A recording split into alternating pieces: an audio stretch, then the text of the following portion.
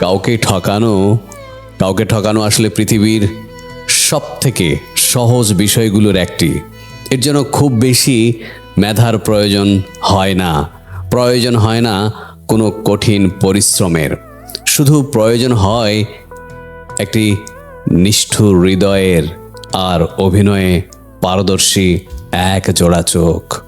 যে মানুষটি আপনাকে অন্ধের মতো বিশ্বাস করলো, নিজের সবটুকু উজাড় করে আপনার হাতে তুলে দিল তার ভরসার চাবিকাঠিটা, তাকে অতল গহরে ঠেলে দিতে কতক্ষণই বা সময় লাগে?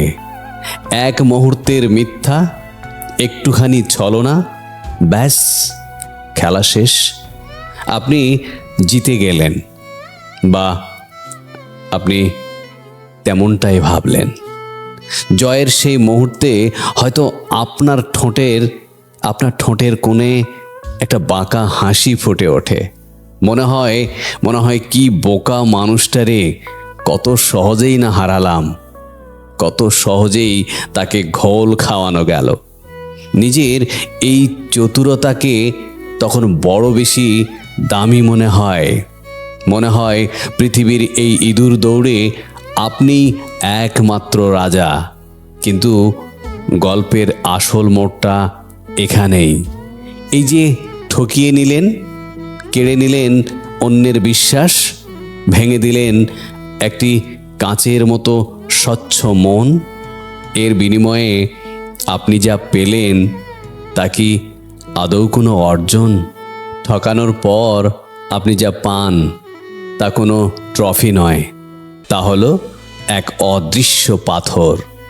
এই পাথরটি এসে বসে থাকবে আপনার বুকের ঠিক মাঝখানে।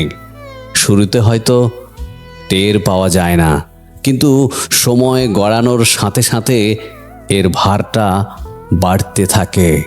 যাকে আমরা লাভ বা জেতা বলি, ঠকানোর ক্ষেত্রে তা আসলেই এক ধীর গতির বিষ।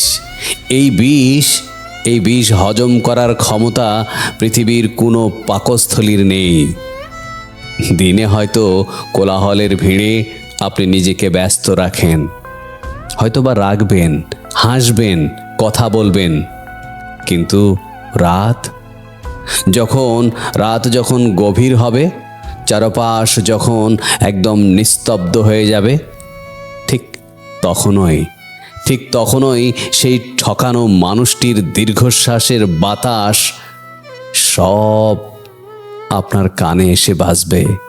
আপনি হয়তো চোখ বন্ধ করবেন, কিন্তু ঘুমের বদলে সেখানে ভেসে উঠবে সেই বিশ্বাসী চোখগুলো, যে চোখগুলো একদিন আপনাকে দেবতার মতো বিশ্বাস করেছিল। আর আজ সেখানে কেবলই শূন্যতা। সেই শূন্যতা আপনাকে গিলতে আসবে।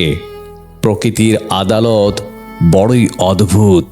সেখানে কোনো উকিল নেই, কোনো বিচারক নেই, কিন্তু রায় বড় নির্মম।